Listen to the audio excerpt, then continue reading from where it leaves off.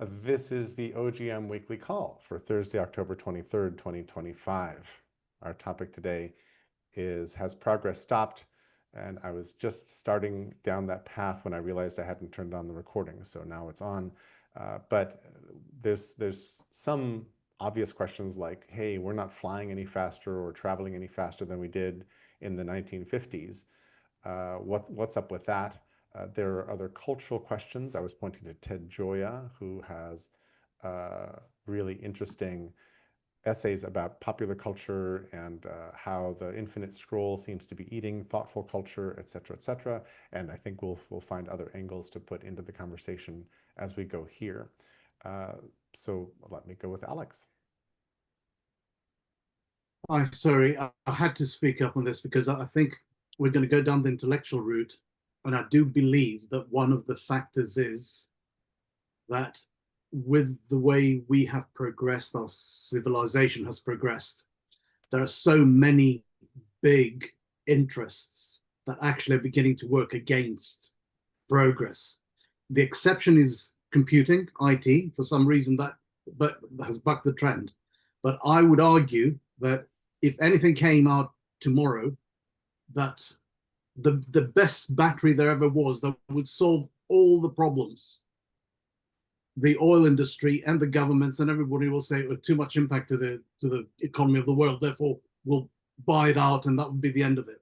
So there's now an overweight kind of hegemonic interests in the world economy that are actually in certain ways suppressing progress if the progress is going to be massive, disruptive, etc.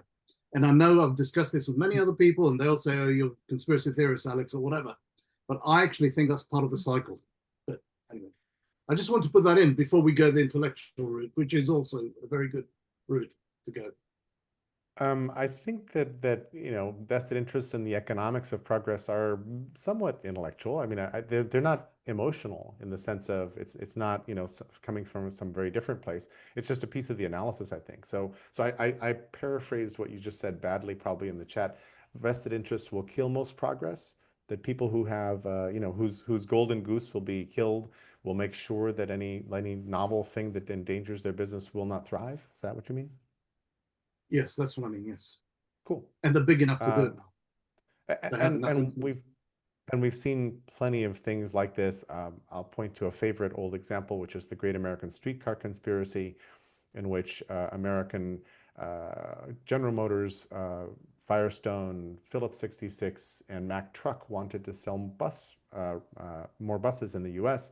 So they bought up most of the light rail lines which existed and were thriving, and then slowly turned down service and then shut down the lines.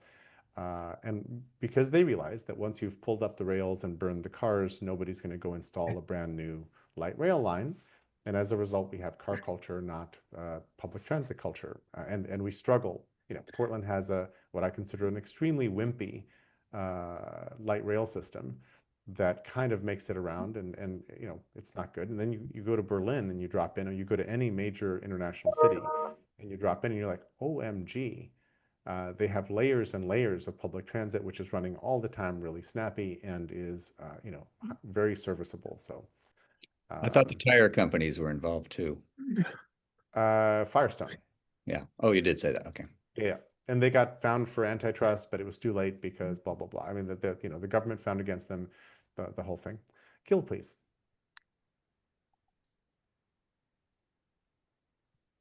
You're Sorry, you were muted, but no, you're not. Good. I had to hit some toggles. So I think there's a question behind your question, Jerry, of what is progress? Yes, which Victoria asked in the chat.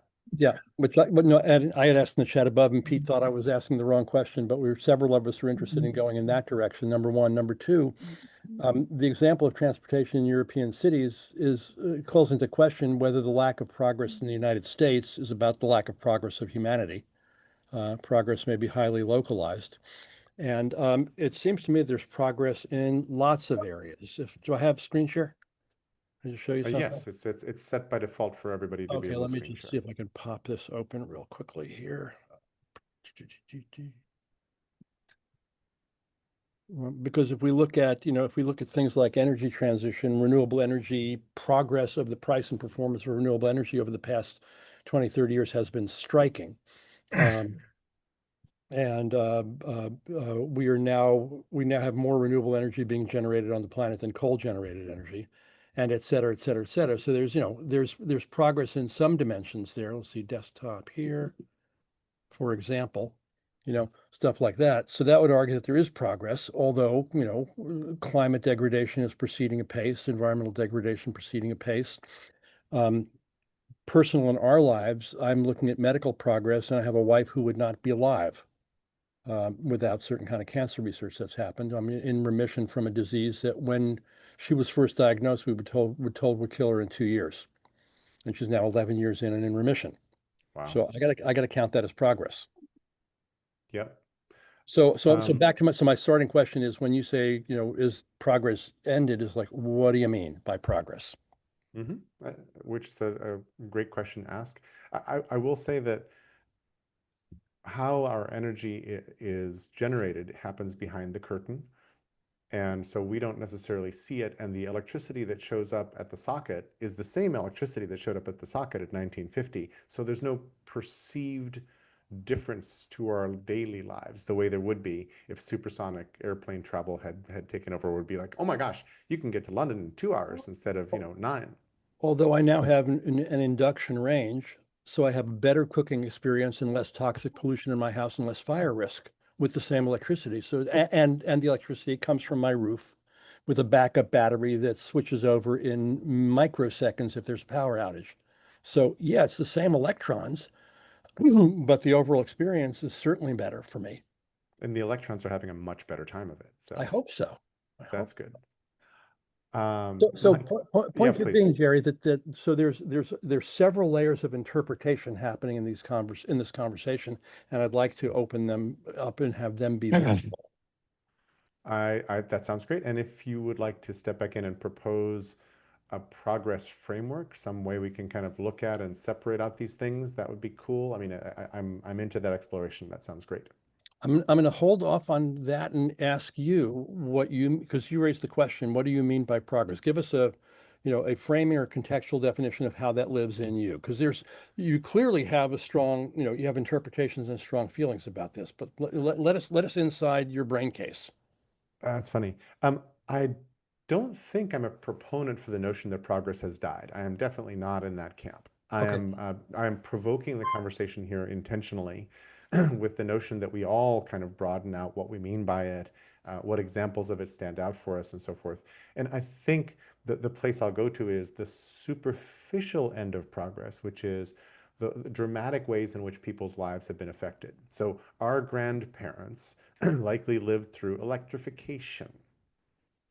And their parents probably lived through a hygiene revolution, and so on and so forth, things that were major. When the outhouse goes away and you have running water and it's clean and you get less sick and all that, those are really pretty large things. And there may not be large changes like that left. I doubt that, sincerely. It may be that AI takes us through the next large change like that, and we're living through it this very instant. That's an interesting proposition. But yeah, so Gil writes in the chat, so progress as transformation of daily life. I think that's one superficial way of looking at it. But when people ask, where is my flying car? That's kind of what they're asking. It's like, hey, I expected by now that I could, or maybe I could hit a button on my phone like I do for Uber, and a hexacopter would land in my backyard and take me anywhere I want in the city by now. Well, heck, where is it? And maybe that's not it. And maybe don't get me started on the word civilization, because if we go back to the dawn of everything and a bunch of other angles here, technological progress and economic progress tends to be at the cost of a whole bunch of other things that we may value more. That progress might actually be a relentment on pushing technology on us that gets us addicted, that this, that the other, that progress might in fact be something entirely different. So I'm open to anybody who wants to wave that flag in this conversation, because I probably feel stronger about that than I do about where's my flying car, because I don't particularly want urban airscapes littered with drones and air taxis and all this other kind of stuff, because a fender bender at your corner is something that the rest of the city can ignore. A couple of, quadcopters crashing into each other and dropping into a neighborhood is not something that's easy to ignore. So like that.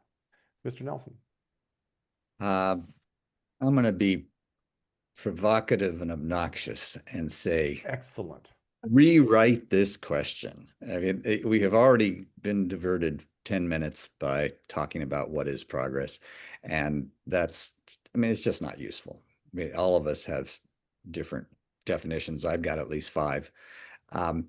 I would actually propose we narrow to something that we might actually be able to talk about for an hour and make some progress on. And that is, are there more barriers to technological development? I mean, when I hear the word progress, I can say, okay, well, are we having more scientific and research discoveries? And then the second part is, are we applying those discoveries in cool, exciting new technologies? And then are there economic barriers that actually prevent us from using those cool technologies, like the super battery example? And then there's a whole nother line of progress, which is, are we building our societies in better ways? And I would say that progress towards a better American democracy is not going to happen for the next 3 years. And we can have a whole discussion about societal progress and evolution of governance systems. But your question is so broad, wide open. We're going to all talk past each other. Each of us will make our contribution, and then the next person will say something different. And because we're all coming from a different place of what progress we think is most important. I mean, we could go straight to the output, right? And say the improvement in the quality of daily life that we have seen for the last 200 years is plateauing or ceasing. I mean, that would be a very provocative thing. And I would argue against that if we took a global perspective. I think here in the US, the quality of life is not doing very well, partly because we're amusing ourselves to death, and we're all dealing with so many conflicting demands for our time, and what Dilbert used to call confusopoly. These companies are throwing so many options at us, and they're constantly trying to confuse what the product is that we're paying for and how much we pay. I mean, we just don't have time to sort through the crap, and they won't answer the phone when we call them. So that's a whole nother thing about customer service. And there's I think despite the new AI tools, these call centers are doing a better job of diverting you away from your end goal than getting you there.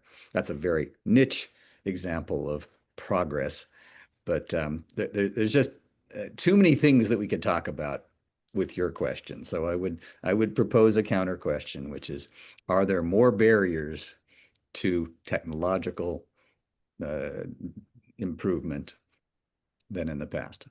And I would throw two things out. If you haven't seen them, Cory Doctorow's new book, In Shitification, is directly on this question about why can't we have good things? Why aren't technological breakthroughs leading to customer service breakthroughs and quality of life improvements? And then the other one is a deeper and actually more important book called Breakneck. And the subtitle says it all: How China is Engineering Our Future. And the one-line summary that every book review has mentioned is, China is a society run by engineers who build things. America has evolved into a lawyerly culture that obstructs things. And it's coming more true every day. Long screed. I hope that's a helpful suggestion. See where it goes. And thanks for raising a very important issue. I think we need to. Good. So I empathize with your feeling that the topic was too broad. I think our MO tends to be, I throw a fish on the table and then we sort of take different stabs and swings at it and see where it goes. And we end up in something that we generally like and sort of settle into. And I'm unclear that everybody else on the call wants to talk about technological progress, which is kind of why I framed it really broadly. And by the way, if any of you have followed the Peter Thiel and the Antichrist thread, which I followed last week, to my sort of chagrin, dismay, and great interest, it's crazy. I think he's saying, and I believe Peter Thiel believes, that anybody who throws a barrier in front of, AGI and superintelligence from these new devices and other kinds of progress is the Antichrist and should be dealt with accordingly, which is a little frightening. I will post a link to that in my brain. There's a bunch of great articles about that. Yeah, Confusopoly now has a Wikipedia page, which is nice. Victoria. I was thinking something similar to Mike, but in another completely different dimension, because progress comes from what we have imagined as a future.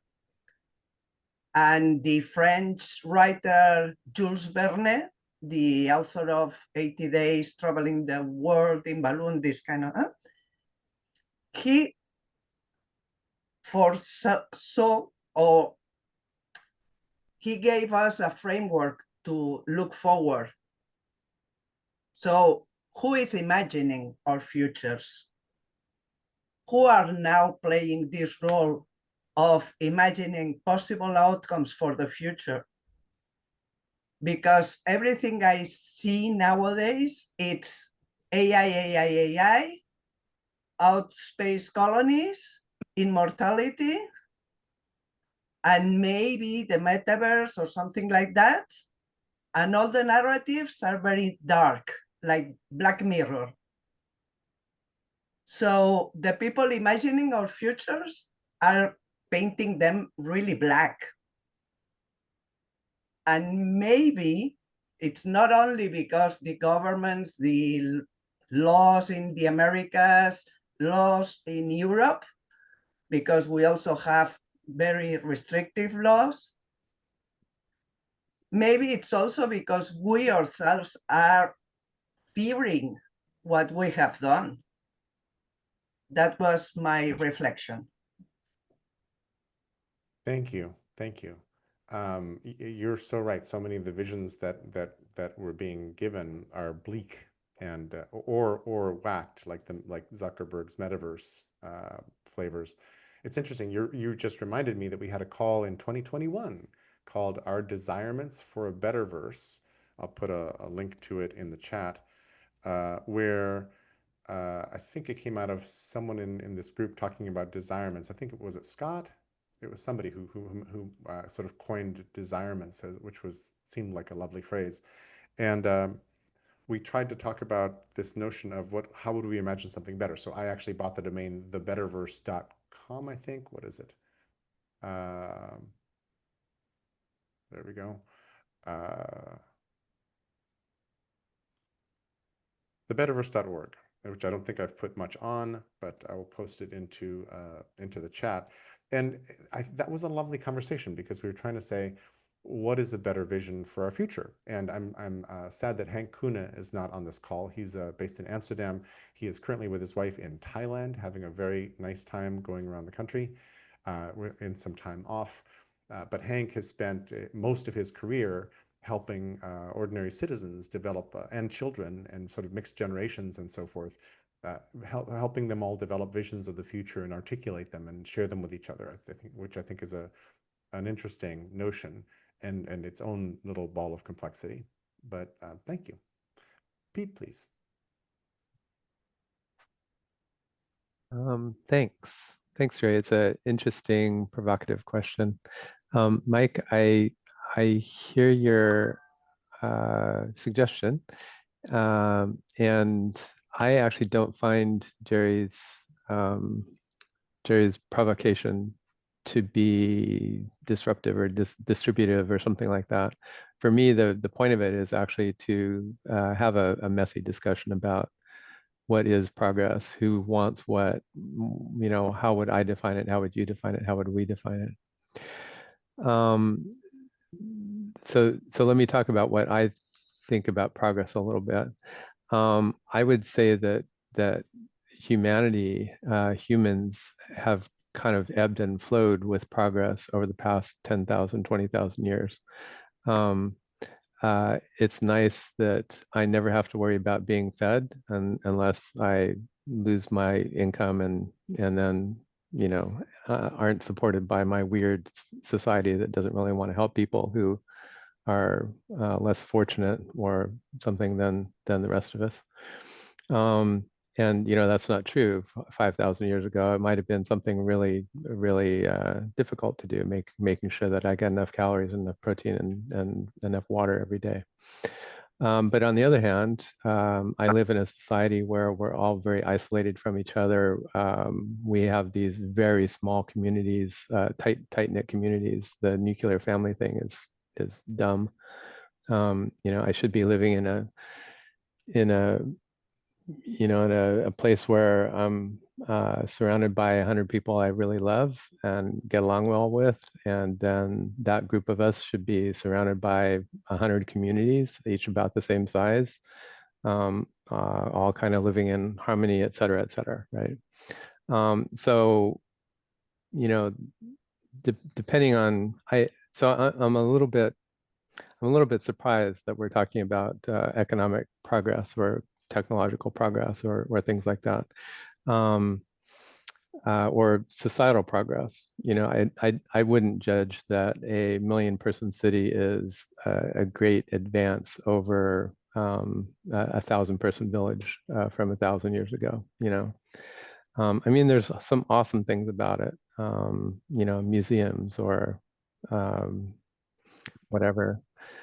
Culture stuff, but there's a bunch of bad stuff too. And on the flip side, another thing I'm surprised about is that I think we narrowed down on human progress very quickly.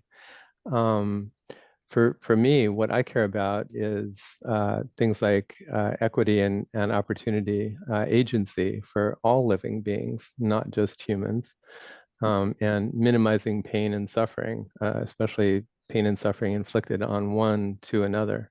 So we live in a world where we have these things called concentrated animal feeding operations, where I am aghast that humans can even live on the planet with themselves with subjugation and torture of other, living beings for their pleasure and benefit, and it's like, what the heck are we doing? And this is something that, is a modern progress from 100 years ago or 200 years ago, 1,000 years ago. And I can't even imagine, like, I'm embarrassed every time I think about it, oh my God, we think we're having progress over the past couple 100 years, and this is where we have ended up. And that's kind of one, little thing. We have a kind of progress and a kind of regression in the way that we govern ourselves. It comes and goes, but right now I think we're doing a really bad job of selecting a leadership organization for the United States. And, is that progress where we are with the current administration? I don't think so.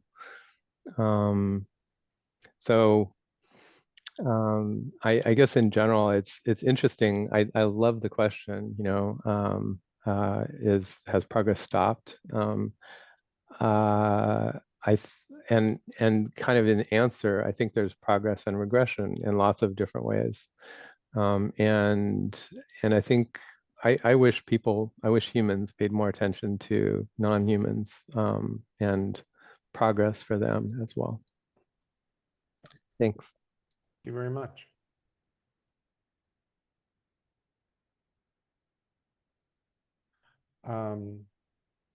Hey, Scott, our topic today is, has progress stopped?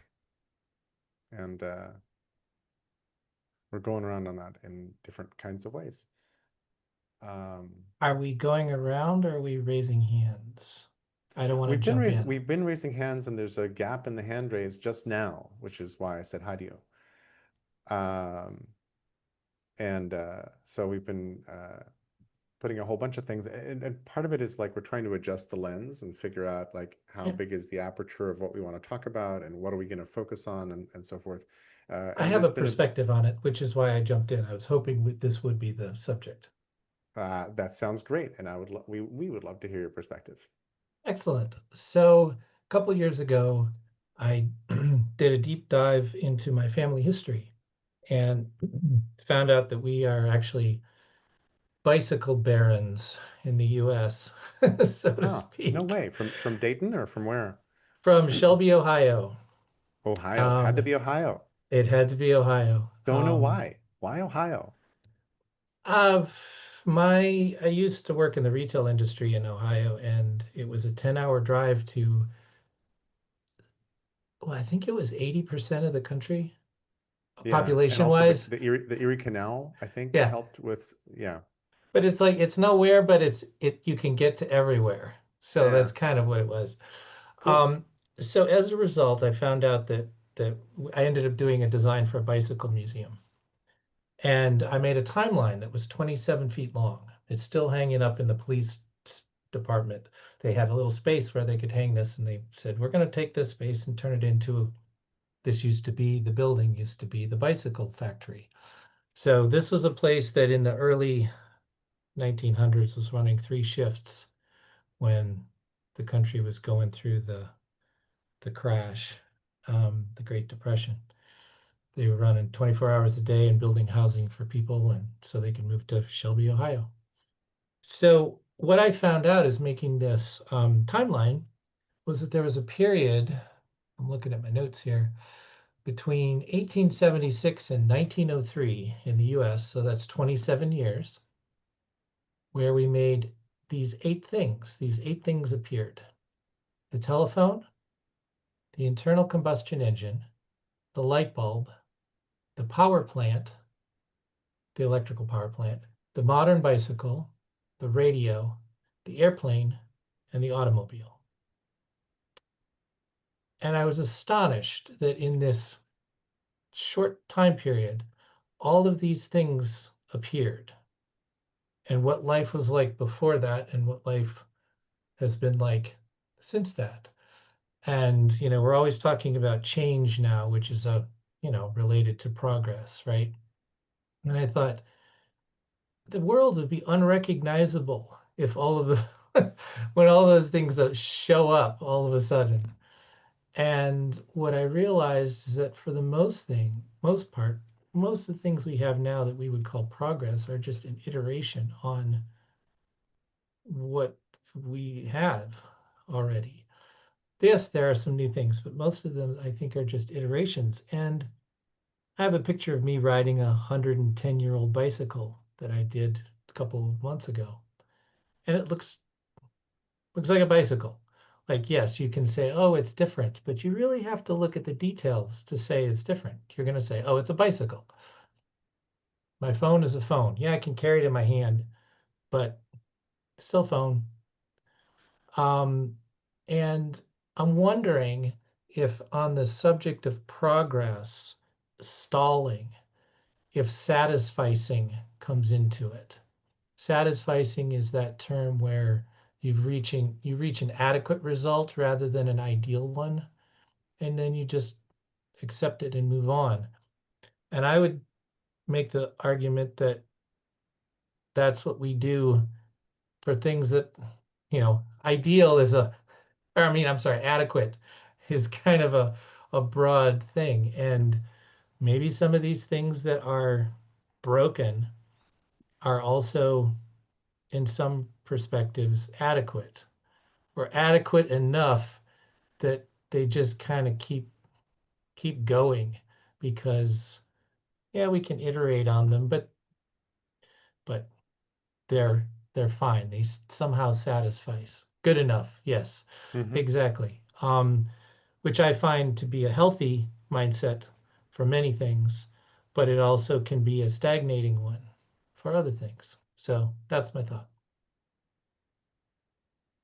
Thank you, Scott. You've provoked a whole bunch of interesting things happening in the in the chat as well, which is great. Doug, please. Yeah, Scott, I love that. And I wonder whether one man's progress is another man's destruction. That it's actually in the failure, breakdown, no longer fit for purpose or use of major societal and cultural features and institutions that progress lies. That in their inability to meet needs, in their inability to actually serve and support manifest experiential progress in quality of people's lives, in emotional experience of their living them, that out of those breakdowns and out of that system collapse sprouts what's needed and what's new that constitutes progress. And I'm complete with that. Thanks, Doug.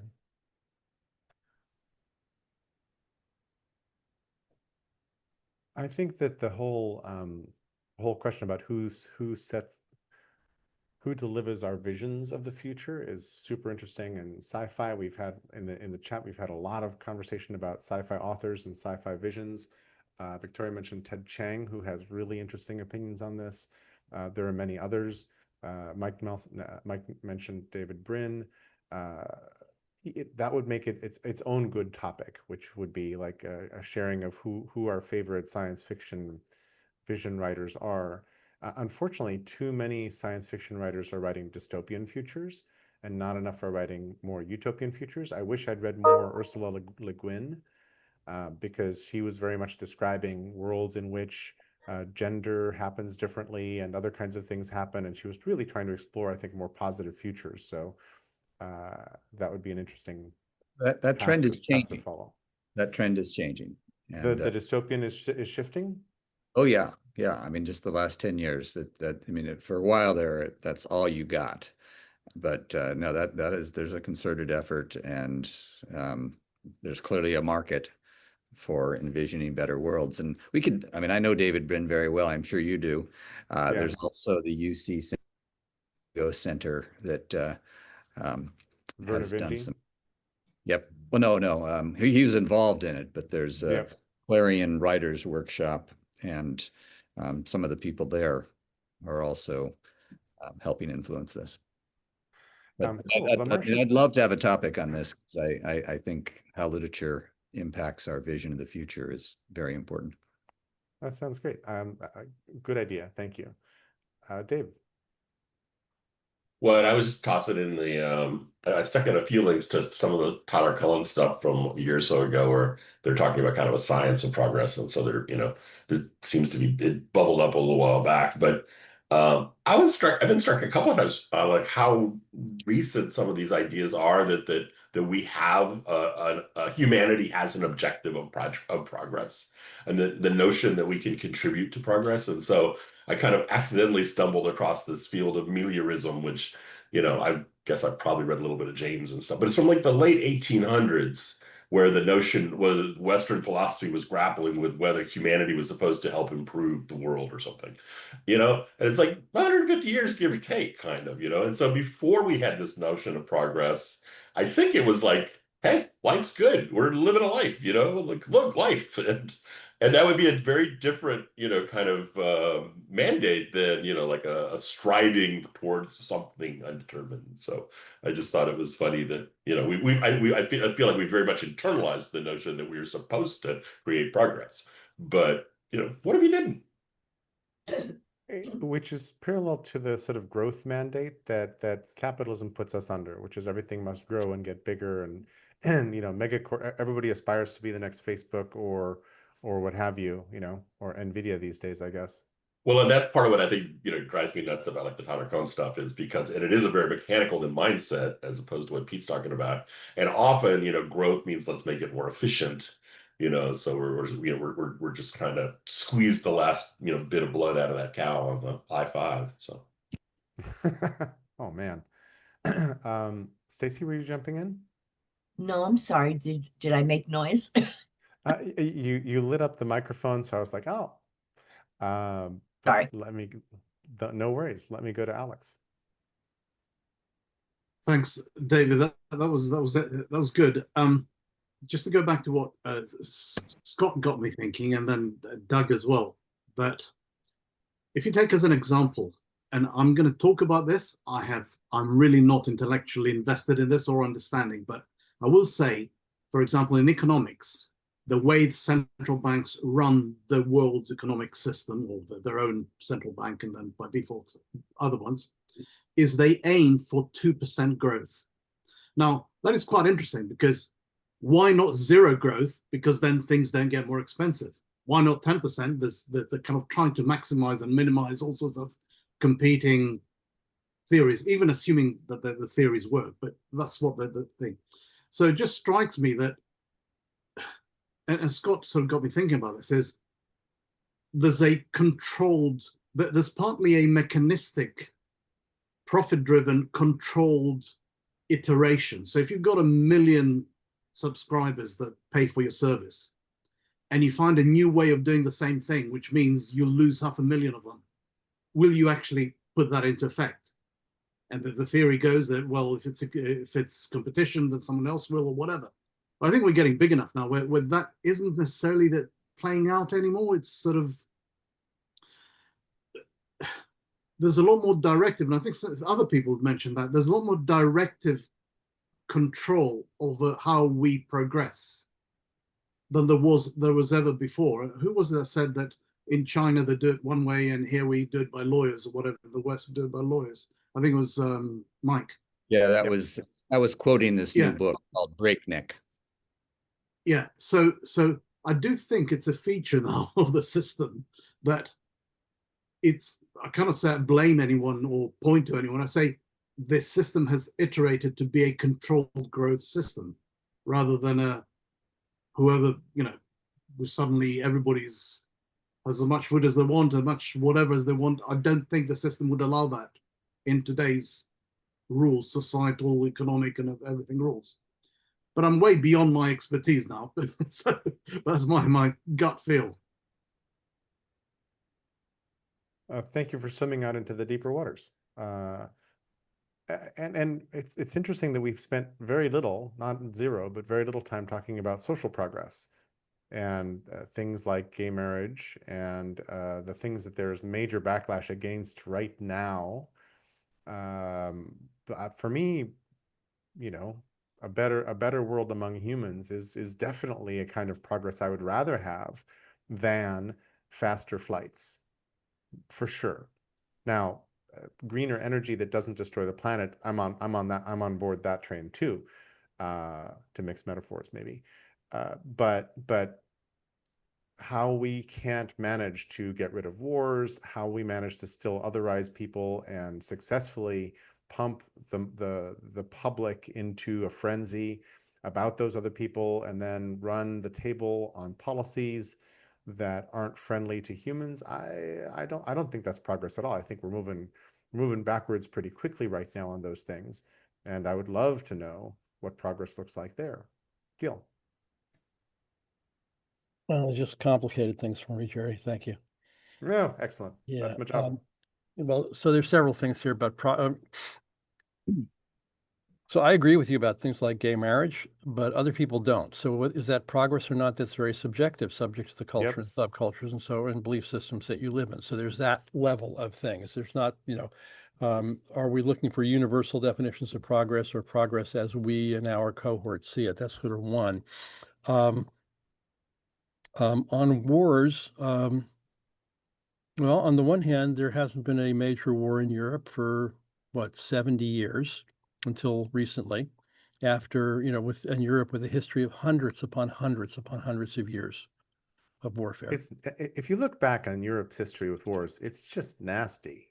Yeah, There's the yeah, 100 Years' War, the 30 Years' War, the yeah, 6 Years' exactly. War, and everybody's going after everybody so often. It's crazy. Well, that's my point. It's that was crazy. And then post World War II, there was 70 some odd years of no war in Europe until Putin and his gang, started to kick shit up. So there, so there's that. Huh? Victoria's mic was making some noise. I just Sorry. muted her. So there's a question in that of what is the trajectory or time frame that we're looking at, and and the historical cycles and the long trends. Yep. We tend to pay attention to our own lifetimes here. It's particularly disturbing now because my lifetime has been mostly until recently a history of what I would consider progress, social progress, but clearly backsliding now. So there's that whole dimension. But I wanted to respond to Alex about growth. Or to whoever about growth, because clearly we now live in a system that privileges growth. If I'm a corporation, my profits grew, my revenues grew 5% last year, and somebody else's grew 5.2% last year, I'm in the shit house. So there's that game. On the other hand, degrowth denies the biological reality of every organism is designed to feed and reproduce and propagate. So there's a natural growth in living systems, but it's constrained by resources, competition, and so forth. It's not infinite. Living systems have a quality called satiation, which human capitalist economic systems seem not to. A lion goes out to hunt and brings down a wildebeest and drags it back to the pride, and everybody eats. And what do next? They don't go out and get another one. They go to sleep because they've eaten enough, and we don't have enough here. But so the notion of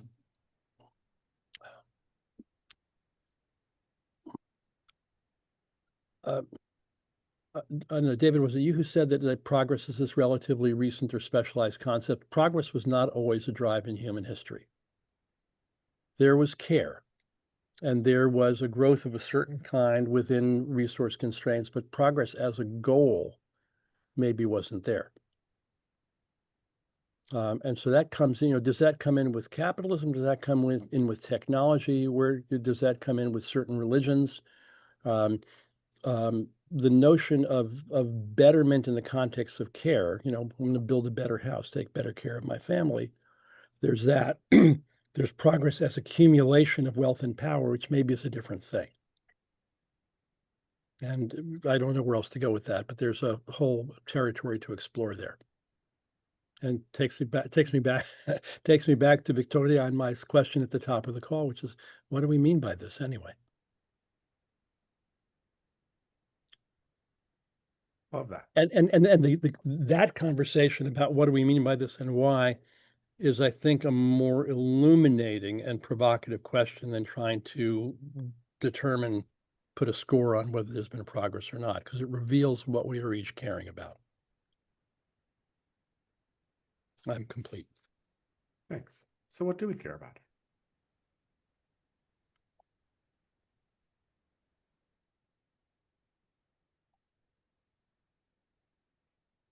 What does matter? Well, I don't know why this pops into my head, but sometimes when I'm wanting to feel grateful, I realize that being naked in a jungle, I would probably be worse off. Just maybe not for the next 15 minutes, but for the next year, if I survived. And so what is progress? Is it how many people are not naked in a jungle? I don't know if that is an adequate definition, but I think it's the start of a definition, perhaps, that there are so many things that we have that go back 200 years, did not have, go back 500 years, did not have. And hopefully we find ourselves not reversing that trend and finding that our offspring are worse off and closer to the jungle. And that's an unformed thoughts, but I'm offering. There's a Gil, go ahead. I just wanted to say what I put in the chat, Scott. What's wrong with Naked in the Jungle? Naked in the Jungle has worked very well for lots of humans for a very, very long time. Sure has, and none of us would be alive at this age, probably. Actually, not clear. From the not quite. archaeological evidence, not clear. It's unclear. I would say unclear is not a rousing argument for let's all go back to the jungle. No. I'm not saying let's all go back to the jungle. I'm saying that Yeah. the common meme of people naked in the jungle as an indication of a bygone age that was much more terrible than now is we don't know that. Okay. That's the Fair enough. that's the argument that Wengrow and Graeber weighed into early in Dawn of Everything about these two visions of human society. And if we don't know that it's if we don't know that it's worse, we also don't know it was better. So really the don't know, I think. I think that archaeological data is becoming more and more clear, and the percentage of males of breeding age who died of violent means in almost every ancient society wasn't, 40% greater. It was 400% greater or 1,000% greater. I put a note in here on that. Clearly, when things are more disrupted, either because you now have hunter-gatherers at war with the agricultural societies, which was about 8,000 years ago, then you had an explosion of violence. But the data I've seen is pretty concrete. And Mike Graeber and Wengrow argue that those phenomena were highly localized and variable, dependent on the society and culture.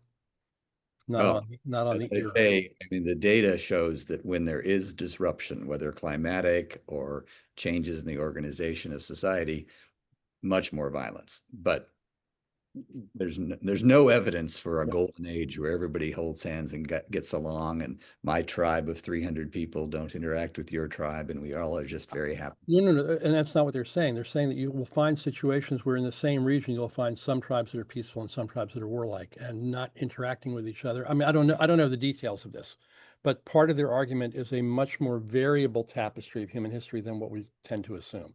And that it's not like it evolves in a unified way over time, but it's very noisy. We are agreeing vehemently. Yeah. We do the average. Yeah. No, and I'm saying let's not do the average. Let's look at the variation, because their argument, I think, is that if there's that variation, then there's the possibility of different phenomena arising more or less, and what are the circumstances for that, and how do you nurture that? Well, again, we're agreeing violently. I'm going to. I hope it's not violent. All right, guys.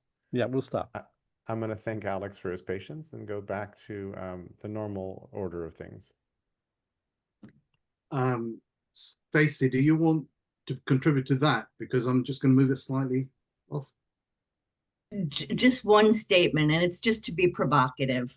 I just want to point out that this idea about like life and living is sort of cultural in nature. There are some, I know it's weird, but I actually have met people that when their loved ones pass, they don't even grieve the way we do because their idea of death is very different. So I just want to point that out, because we all seem to think like, living in at all costs, like that is the be all and end all. But if you really believe that this is just one page in the book and you're going on to the next page, the thinking shifts. So I just wanted to throw that out there. Yeah, thank you. It's all our frame of reference. Back to Alex. That was good. That frame, what you just discussed, and it's a great discussion, right, is historical progress. So we're comparing with times past. But we're in the now, and one way of thinking, one aspect of this question is, do I feel like there's progress? I'm in the moment, therefore my feeling of progress might not be as, I might not feel there's much progress. Maybe progress is happening. If we stand back or maybe in 20 years when we look back, we'll say, oh, that happened, that's progress. But right now we're living in it. And we naturally don't feel, or we demand more. I want flying cars. I want a flying car out there. Sorry, I'd just love to have one for the hell of it.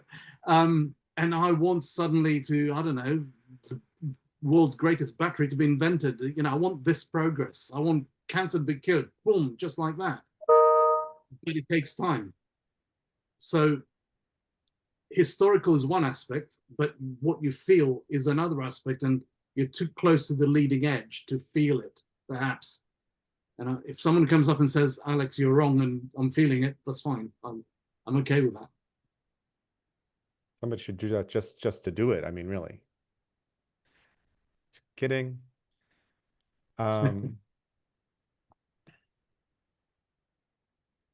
So do we want to change our notions of progress? Is progress overheated? Doug? So yeah, I would offer progress as an evolutionary maturation of our species, such that we manage to remember, reconnect with the larger whole and the more transcendent idea of beyond my survival and self-interest, what's in service to the whole. And that on a vitality, in alignment with natural law, in alignment with biome, in alignment with what's in service to life, what's in service to survival, that it's all of us or none of us would be progress. And I actually, just to sort of double down on that, would, suggest that that is an emergent, it's been an emergent phenomena at different periods of transformation, transition, disruption. Those ideas percolate through, and they tend to be, delivered by a persona, and they tend to generate global ripples and influences and effects. And I think part of what might be missing today from the next sort of guiding light and or pointer indicator toward transitioning out of the dystopic chaos that we're in the moment, is that right now that global persona is missing. Like, I don't know that we have a bunch of those, but they tend to come out of these periods. Mm-hmm. Like they emerge, they percolate out of them. So and we're then in modern axial age kind of thing? Yeah, and the messengers or the channelers or the bearers of light, I think will surface and appear. And right now we're in this period of the absence of, and for lack thereof, everybody's like in chaos. Victoria, if you want to jump in, you're saying something along these lines in the chat. I'm curious what your thoughts are.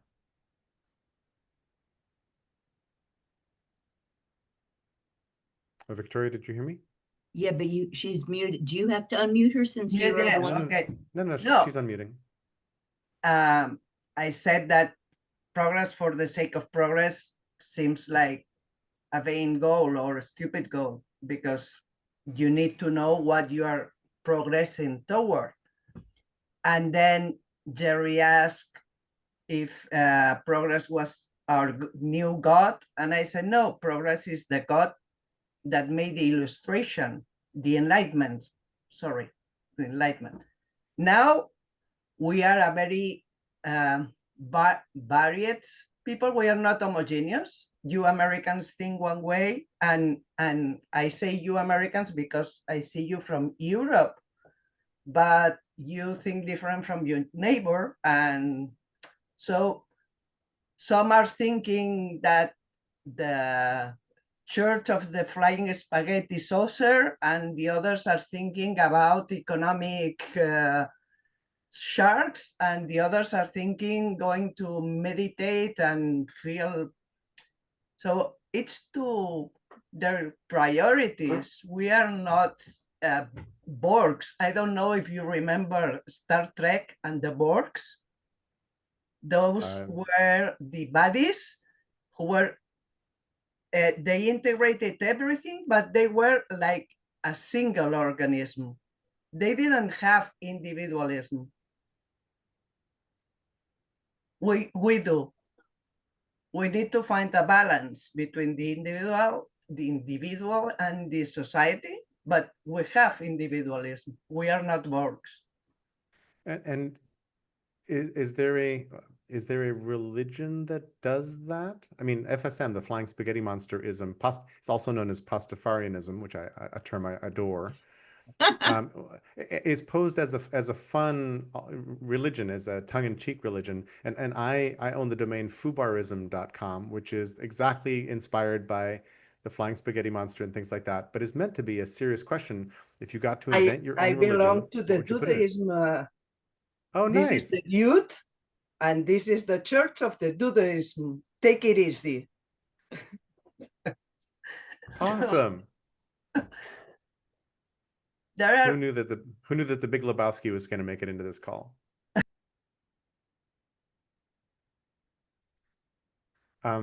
Pete, please. I think I wanted to pick up kind of where Doug B was, and it made me think. I like what you said, Doug, and I wanted to play contrarian for a sec, not because I think it's a good thing, but because we live with this contrarian thing. We have demonstrably billionaires whose idea, one billionaire's idea of progress is life, sentience will become multiplanetary. And that's pretty much the only thing he cares about, really. I mean, he cares about lots of chaos and fun and hooliganism, but he's been steady on his goal of life must become multiplanetary, you know, down the torpedoes. I don't care who dies or who hates it or what, we're just going to do it. We have another billionaire running the country, his progress for him has been dominance. I can make whatever decision I want. I can say whatever I want. I can deploy the US military however I want. I can invade whatever I want, in country or out of country. I can kill whoever I want. I can destroy whatever building I want. I can build whatever building I want. And that's progress for him. So, and to get to the point where those people could make those kinds of decisions, society-wide decisions, we had, you know, few hundred, you know, several centuries of moving up the ladder of the golden rule. The people with the most gold get to make the rules, and you know, so we've gotten to the point where we have progress. A few people make dramatically life-altering decisions for billions of people on the rest of the planet, and they make them more or less unilaterally. So at least for some people, you know, we can talk about, well, I wish we could raise the tide for everybody. For a few people, they're thinking, what I care about is that a few people, especially me, are going to be the highest we can get. I can make the most decisions affecting the most number of people and have the most resources available to me. And I don't care what happens to the rest of the distribution of the population. I really don't. So just a reflection that the progress is different for different people, and some of us it's very different in a way that harms everybody else. Thank you, Pete. Mike, do you want to tell us about How Progress Ends, the book you just pasted the long link into the chat about? I've only read the book reviews, so and it was a Yeah. biased book review, so but it's very related. There have been a couple of very good sort of libertarian texts on the barriers to progress, not just the one about China, but also a couple other. The Reason magazine has done a series of articles on why we're getting in our way and why we have to have social progress as well as technology breakthrough. I mean, what I've heard from this talk today is reaffirming my statement at the top, which is I think everybody's agreeing that technology continues to progress, different in different places, and that a lot of the focus has been on social progress and why, and the lack of social progress has held back so many people from enjoying the benefits. I don't know if anybody saw the Wall Street Journal today, but I was almost moved to tears. It was an article about corruption in South Africa. South Africa has now become the most economically unequal country in the world, which is really quite a feat.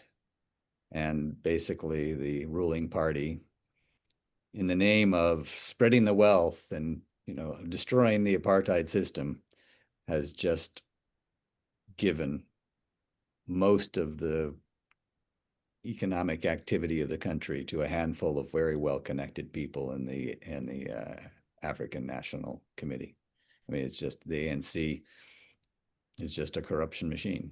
And again, they have progress in South Africa. They certainly have a lot more information technology and great apps, and people are getting educated better, but it isn't showing up in the daily lives of most of the people. So, maybe in the future we can actually ask that question. And I'm particularly concerned about corruption just eating our society, not just in the US, but in South Africa. It did in Russia long ago. And I don't know. I mean, to be positive, maybe we have a discussion about the few places where people have done something to push back against corruption or to build the guardrails. But even in the Nordic countries, which have always been very transparent and very good about fighting corruption, there's a modern bandit class that seems to be showing up and using the power structure to get more. Can I just come in on this? Sorry, Jerry. Can I come in on Go this? ahead, Alex. Yep. Mike, I am shocked to hear you say those words that you just did. They're great. I believe them, but I considered myself to be a conspiracy theorist to have these thoughts, honestly. I am shocked that you just said them. I literally have spent my life, or not my life, the last few years saying to people, wake up, there's something wrong with the way that the system is. And, I call it, what is it, crony capitalism, but, it's, I'm impressed. I'm really pleased that you said that. Yeah, well, we should, as I say, I think how to defeat crony capitalism would be a very interesting topic because it would get us focused on what's going on and get us, rather than saying, how do we reinvent capitalism, just focus on that one piece of the puzzle. I love that question. I think it's a great question. One of the reasons that I've had a couple of side calls and a couple of topics around governance, like what works in governance, for example, and then I have a thing I call the next two stacks. What are our new stacks? Is that centralization tends to corrupt. Absolute centralization corrupts absolutely, to paraphrase Lord Acton. And in Russia, a peasant from the Republic of Georgia can take over the whole thing because they've designed a pyramid that has complete authority at the top without any checks. And then you have like a whole bunch of bad stuff happens. And everywhere we see those kinds of structures arise, they tend to not play out very well. So I was hunting for, and I'm still very much hunting for, what is the new stack of things that communities, large and small, can choose from and adopt voluntarily that would do things like increase prosperity, raise the sustainability of their biosphere or their watershed, help them conquer corruption and expose and defeat corruption, make them, one of the problem with pacifist societies living next to warring societies is that the warring societies tend to have better weapons and less morality, so they come tromping in. And this is the story of human history writ large, unfortunately, is that all too often the people who see something nice happening next door just go in and take it. And so how do you make it how do you turn communities into porcupines or pufferfish so that when someone tries to ingest them, they have to barf them back out? I'm really interested in Taiwan. How might Taiwan turn itself into a pufferfish?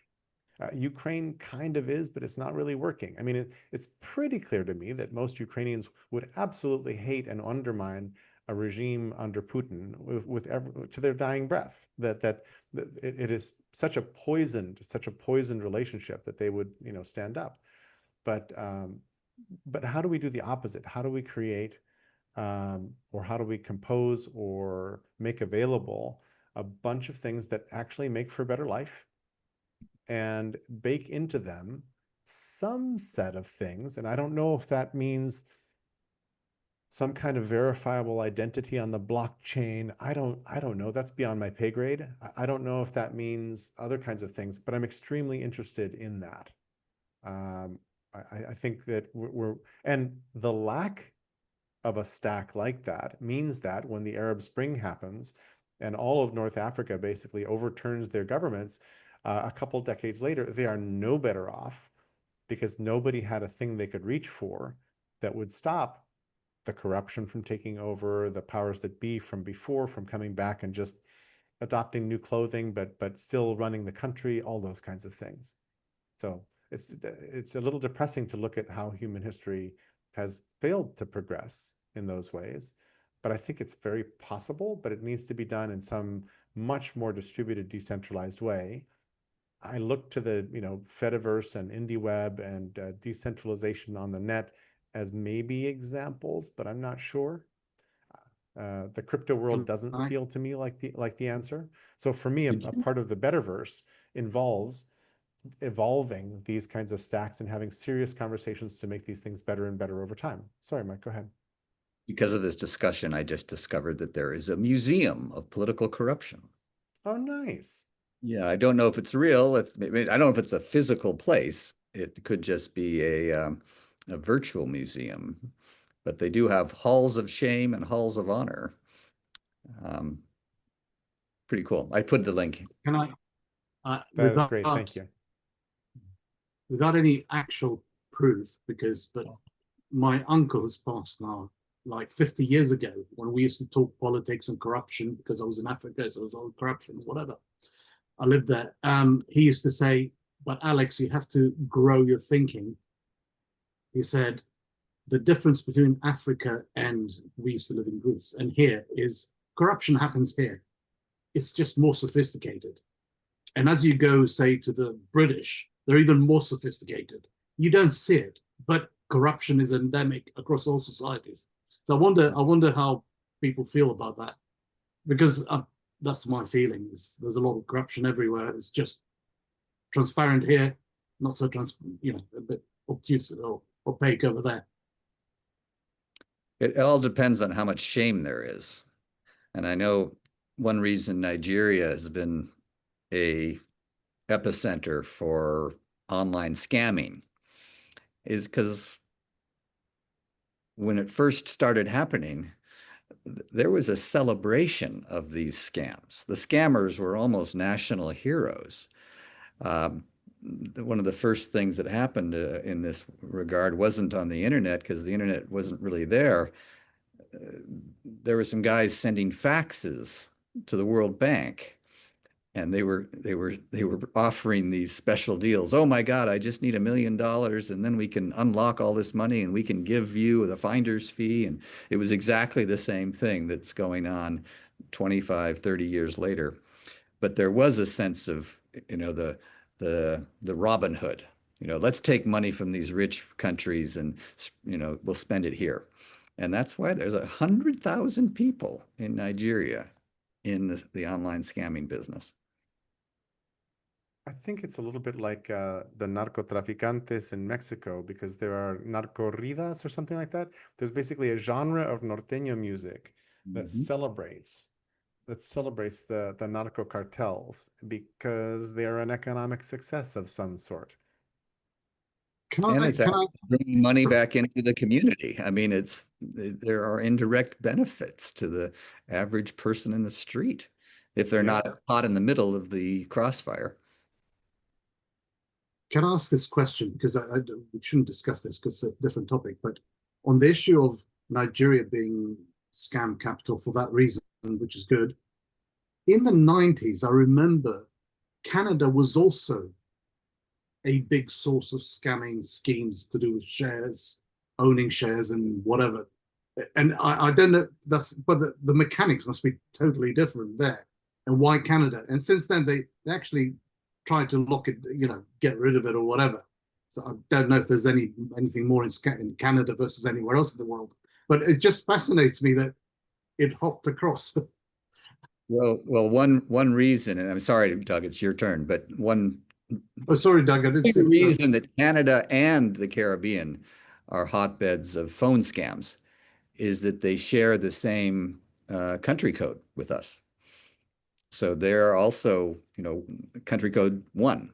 And so these little countries, little islands, look like a local call from another. So we have the North American numbering plan to blame for this? Yeah, I'm Good not making Lord. this up. This is Good Lord. Yeah. You sound like Dave Barry. I am not making this up. Love Dave Barry. I am not making that. This is real. He made a lot of headway on humor from real life. Doug, please. What came up for me, a colleague of mine had a lot of contact with the Kogis, which is an indigenous tribe, and they have gone on these missions to Europe and around the world to raise money to buy their land back, basically, their ecosystem and regional, territory. And so they go on these trips to raise money, basically.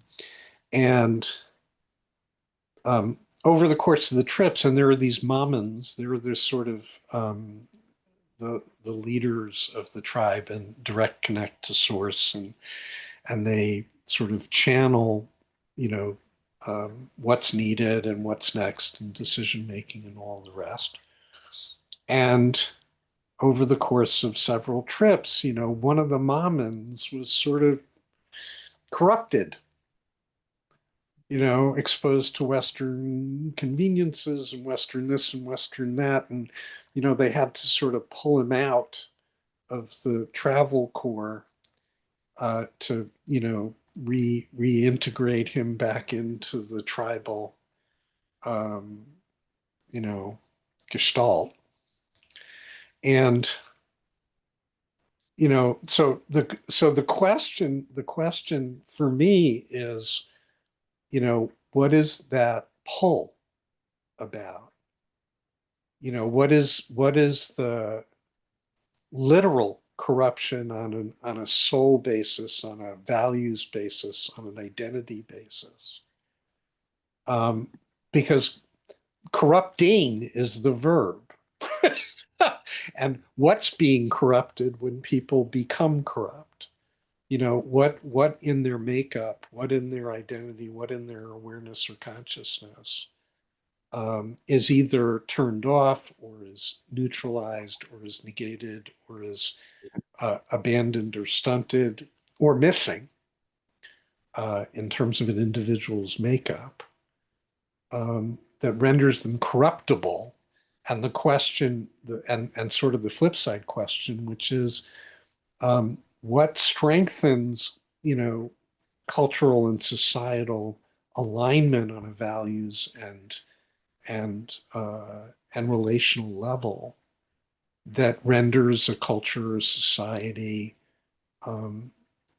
somewhat more Teflon or immune to influences that corrupt the fabric that binds. So with that, I'm complete. Thanks, Doug. It feels like you've just described half of Western literature. I'm like, oh man, so many good plots came out of what you just said. Jerry, could I jump in because we've got to leave for a doctor's appointment? Yes, please. The man in the hat. Yeah, just a quick comment before Ken shows up with a poem. I don't know that he is, but I don't know either, but it's a ritual thing. What Doug said reminds me of Doris Lessing's notion of the substance of we feeling that she talked about in the remarkable Shikasta trilogy, and that appears or breaks in society. Is that that notion of a kind of mutual care, responsibility, and so forth as an anti-corruption component. And last, on the matter of corruption, I'm a biomimicist. I tend to look at the 3.8 billion years of open source R&D that Earth's living systems have generated, that's available for us for free to draw from if we choose to. But if I look at those systems, I see that parasitism and predation are part of the game. And so what we've been calling corruption is the name that we are giving to that phenomenon. And maybe that phenomenon is natural and inevitable. And then what? Or maybe it's something that is natural and inevitable, but like in living systems, is constrained and limited or self-limiting. Parasites can't destroy the host because they die if they do. Part of the problem with our modern systems is that we don't have I don't even know what the word for it. We don't have the kind of coupling between systems, the appropriate feedback loops and so forth that provide the damping and constraint of these inevitable phenomena. So they go haywire.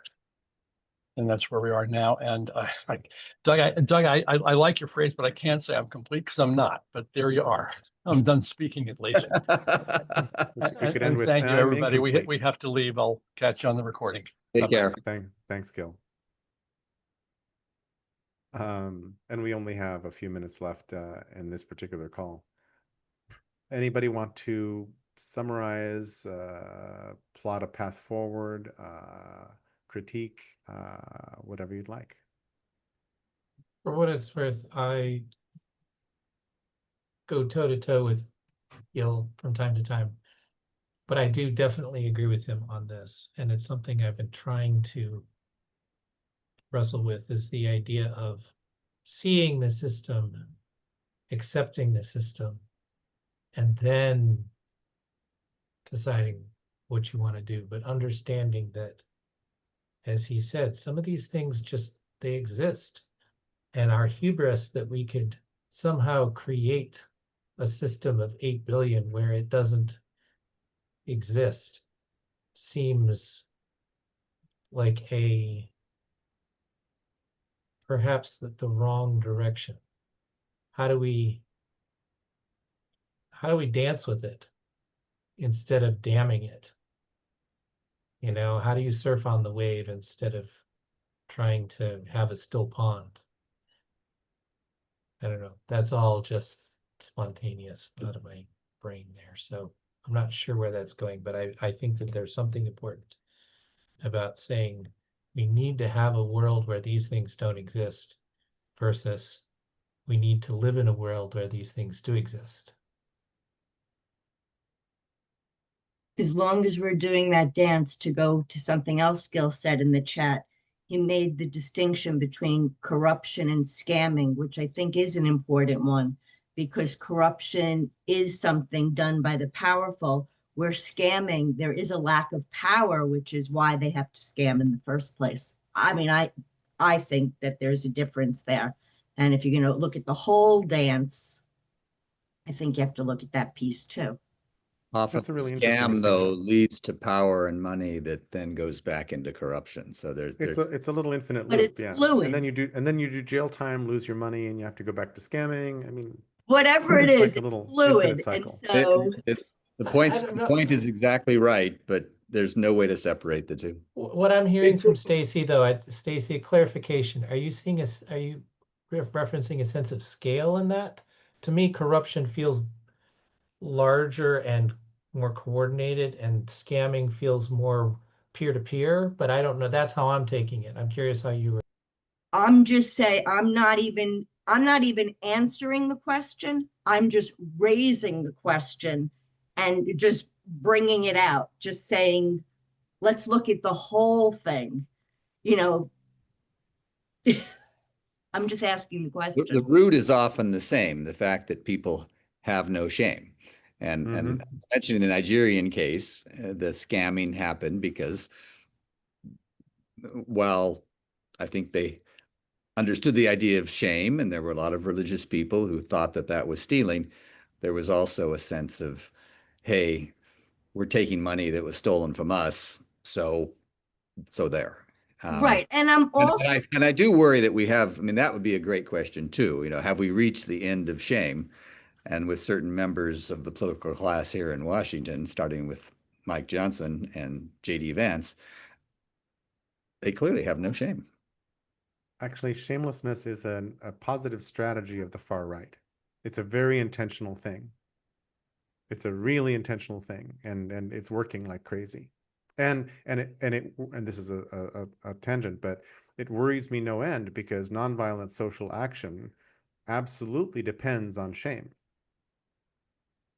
Yep. Absolutely depends on shame. You're George, counting on people seeing how crappy those people's behavior is and being ashamed and changing their minds and voting differently or overthrowing the government or whatever. But if we're entering the post-shame era, I'm afraid a lot of our assumptions about what might work and how to do things might just break, might not work at all, and that's got me pretty scared. I marched in the No Kings March here in Washington, and a lot of the posters assumed that shame was still a powerful force. But you're Yeah, right. no. If George Santos can be given leniency, and all these Republicans are like, oh yeah, right, you're right, that means shame is gone. I mean, this guy, I mean, he stole from tens of thousands of good, loyal Republicans. Pete, can I Well, just say as one thing? Trump has over and over again. Go ahead, Just Stacey. one thing really quickly. Even when you say something like shame is gone, I just want to remind you, yes, shame is gone in that way, but now shame about their sexuality, they have that. So when we make these blanket statements, I just want us to remember that, yes, if we're looking at one thing, it's true, but we can look at something else and it's not true. And that's something that we humans seem to do a lot. We make this blanket statement and we don't recognize that if we flip it around, it's absolutely a wrong statement. Love that. Thank you, Stacey. Pete. It's terrible that we've lost the sense of shame in politics. It's really striking and horrifying. And on corruption, I that's a really interesting topic, and I want to make sure that we don't end up aiming for zero corruption. I think in any complicated system, there's going to be some graft and corruption, and if it's done right, it actually kind of lubricates the whole system and keeps it going. It's when the corrupted folks don't have a sense of shame or proportion or balance or something like that, that it grows and turns into something malevolent. It's kind of like, it reminds me of living in a world with a lot of viruses and bacteria and stuff like that. You know, if everything is kind of like homeostatic, then, you know, it's like, yeah, your body kind of deals with it. It's actually good to have a little bit of low level irritation going on. But when it gets out of control, you know, when some kind of balance goes off, then it's bad. The reason I raised my hand was because, Jerry, when you said it, you know, is there anything we want to wrap up with? The thing, one of my top takeaways from this was Mike said something like how to defeat crony capitalism would be a great topic, and I want to second that. That seems like it kind of like narrows down and fits a lot of stuff. So I want to raise my hand for that. Love that. And next Thursday is not the first of the month yet, so I think we've found our topic for the 30th. Thank you for that. Can I offer a slight tweak? Instead Yes, of that or a benediction. instead of defeating crony capitalism, how about rendering it obsolete? Even better. Even better. Sounds great. I'm changing the wording in my notes. This has been really fun. Thank you for joining in as usual, Victoria. Thank you for joining us. You're very happy you're here. Thank you for having me. We are really glad to have you here, and the duking it out in everywhere in the chat and in the conversation worked wonderfully. So thank you. Anyone else with a closing thought? We don't have Ken for a while with a poem, sadly. So Victoria, Ken Homer has been a longstanding member of this group, and he sort of decided to step out of things for a bit. He's also moving to Spain, I think. I think he and his wife are moving to Valencia. And he had this, he is wanted to be an actor when he was young, so he has a great presence and speaking voice, and also loves poetry. So he would find poems and read them to us at the end of a lot of OGM calls. So if you watch the recordings, you'll see poems at the end. If you go through my notes in the brain, you'll find for every OGM call, I'll link up to the poem that Ken read to us. And it's been a really lovely custom. If anybody else feels like picking up that I was gonna say duty, it's not a duty, it's a mission, it's a something else. Honor. Sometimes he would write Honor. his own poems. We would be grateful. So, and in some cases, he would read us his original poetry, which was stellar, just stellar. So thank you all, and we'll see you next week when we'll talk about how to deflate, diffuse, defeat, not defeat, disarm crony capitalism. Render it obsolete. Obsolete, that's it. That's in my notes. I forgot the word. Thanks. Bye-bye.